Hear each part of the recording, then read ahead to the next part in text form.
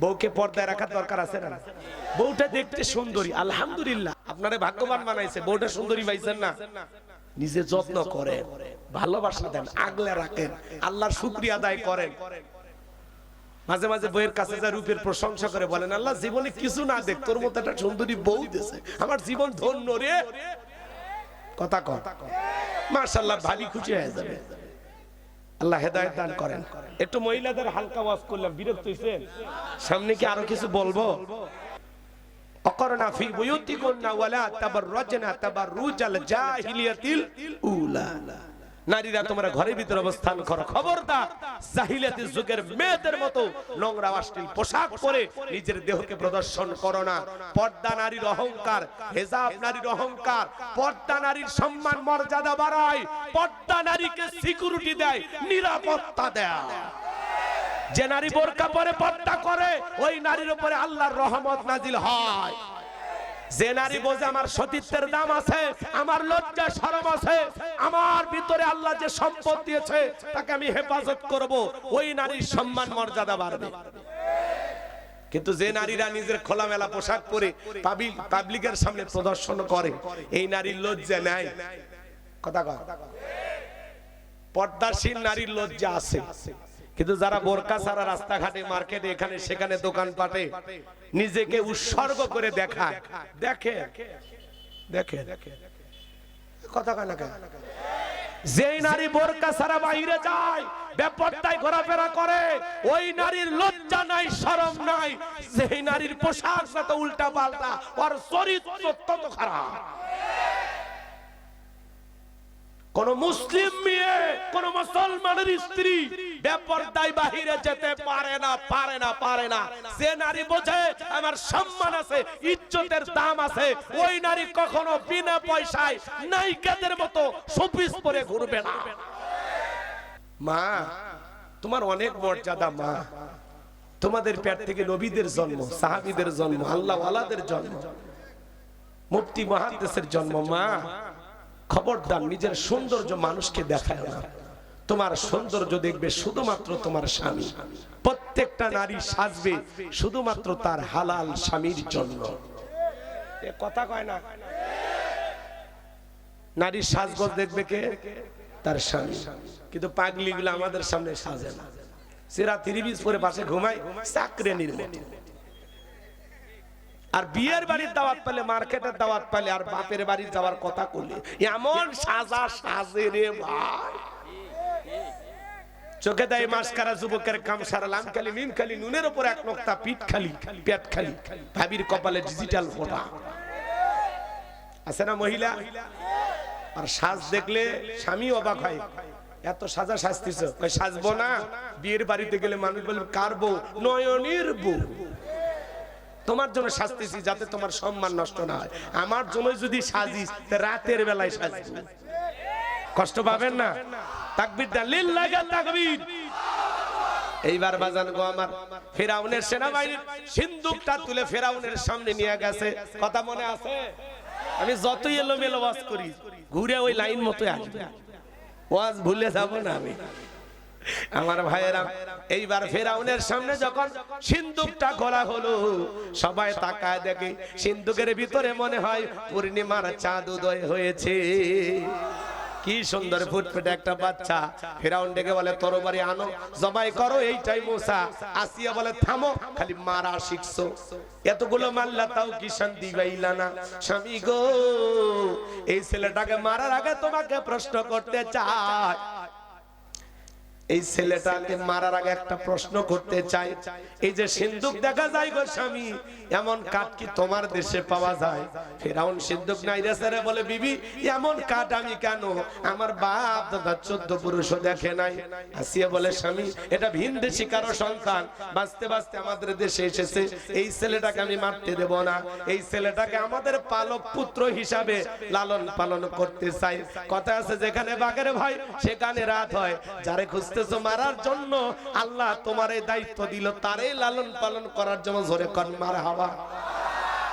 আসিয়া যখন বলছে একে আমাদের পালক পুত্র হিসেবে লালন পালন করব, ফিরাউন চিন্তা করলে এতগুলো মারলাম, মুসা খুঁজে পাইলাম না, বউ বাইনা ধরেছে ছেলেটাকে পালবে, জামাইনা নিলাম।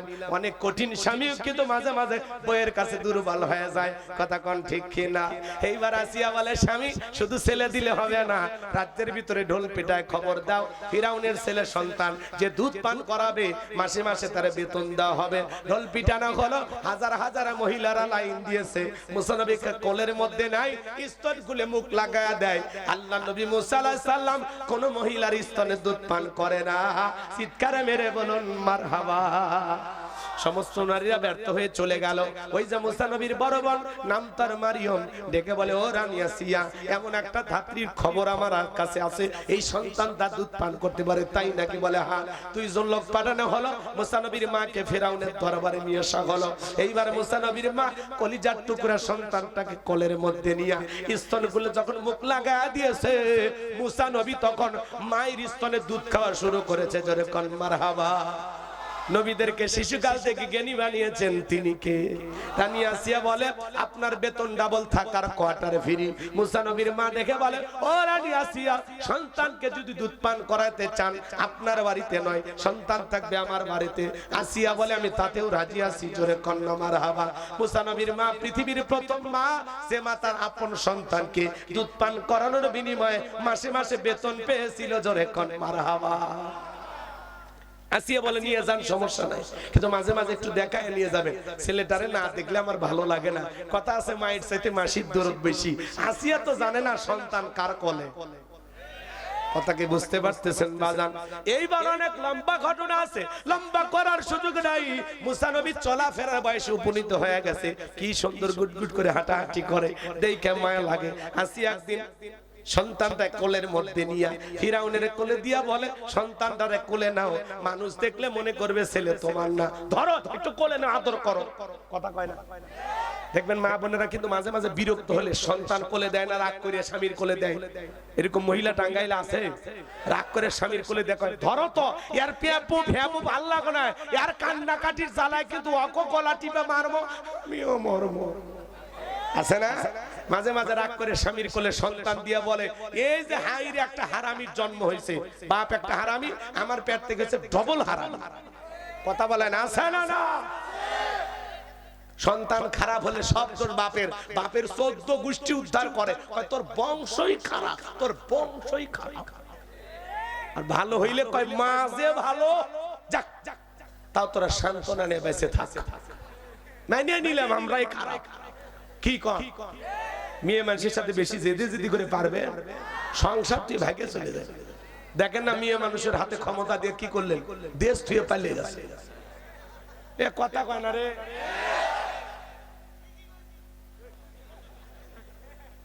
মেয়ে মানুষের জেদ বেশি, রাগ বেশি, স্বামীর সাথে ঝগড়া লাগে হাড়ি বাতিল ভাঙে ফেলে দেয়, স্বামী তুলে আসার মারে, রাগ করে সংসার দিয়ে বাপের বাড়ি চলে গেছে, রাগ করে 20 কোটি জনগণ দিয়ে পালিয়ে গেছে।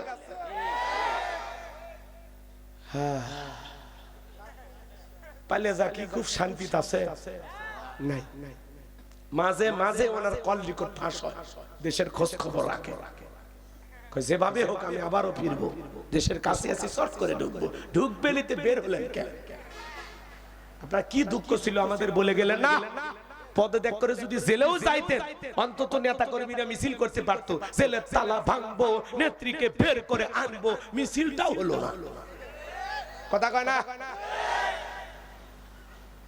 নিজেদের তৈরি করা ট্রাইব্যুনালে নিজের নামে ফাঁসি রায় হয়ে গেছে। কি করলেন জীবনে? সাইদি হুজুরের বিরুদ্ধে ফাঁসি রায় হলো, রাজপথে জীবন দিল 2 শতাধিক মানুষ। আর একটা 16 বছরের প্রধানমন্ত্রী, তার বিরুদ্ধে ফাঁসি রায় হয়, একটা মশাও মরে না, উল্টো জনগণ আরো মিষ্টি খায়। কেমন জনগণ, কেমন প্রধানমন্ত্রী! রাগ করেন না? থাক, বলবো না, কষ্ট হচ্ছে আপনাদের। এলে করলে অনেকে বিরক্ত হয়, কয়জন পালিয়ে গেছে, হারিয়ে গেছে, বাদ দেন তো, এই কিচ্ছার কইন না। আপনি তো বলেন বোঝেন না, 16 বছরে খুব জমে আসে, মাঝে মাঝে এমনিতেই আসে, কভার চাই না তো। কথা কন না, সিদ্ধান্ত বুঝে শুনে নি, একটা পুরুষ খোঁজেন যে পুরুষকে আমরা নেতা বানাবো। কথা কন মেয়ে মানুষ বানায় না, বিপদে পড়বে। কি নারীদের দেখার দিন শেষ, আগামীতে পুরুষের বাংলাদেশ। কথা বলেন, যেই দলেরই হোক পুরুষ হবে আমাদের নেতা, নারীর অভিভাবক হবে পুরুষ। আর নারী যদি সংসারের অভিভাবক হয়, ওই সন্তান ওই সংসার জাহান্নাম।